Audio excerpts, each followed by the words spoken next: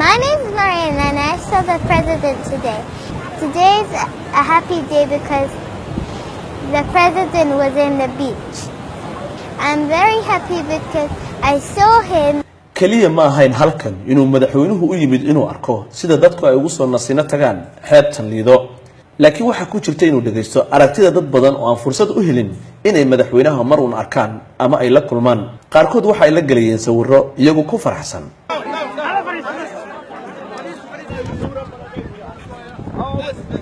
dhalinyarada ku ciyaara kubadda xeebtan Lido laftirkoodu waxa ay heleen waqti uu madaxweynuhu la ciyaaro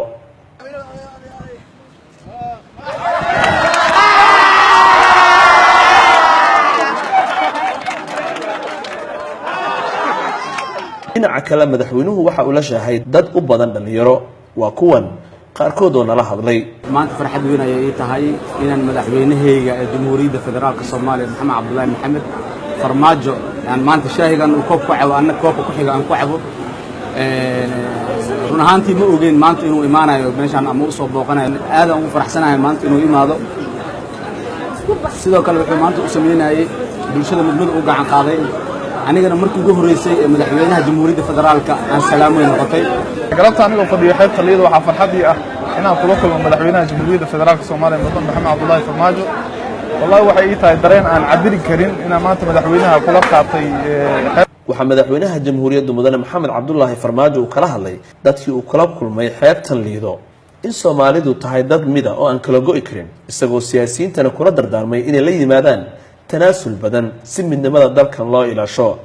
waxaana uu tusaale u soo qaatay go'aankii uu qaatay xilligii uu ra'iisul wasaaraha ahaa ee uu ka tanaasulay xilkaas xaqiiqda Soomaali meelay joogtada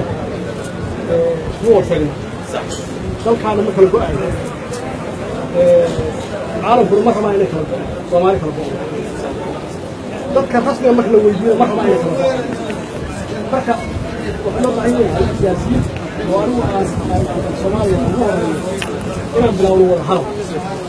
oo ka shaqeyno sidii dadka isku dhaweyn lahaa wada hadal loo fuliyo si kaas loo helo anigu diyaar waxaan u ahay inaan bilaabo wada hadal dhab sababtan wax alla wax ku qadi karaan inta haday tahay inaan aan xilkay ku waayayo waxa iga muhiimsan midnimada Soomaaliya marka waxaan rabaa siyaasiyiinta inay ka tanaasuli karaan jagada hayaan hada aniga barnaamijna waa tanaasuli hadana waa ikra kale marka ka baxay meesha dad baa waxay lahaayeen waxa uga baxaysaa meesha ku dhimo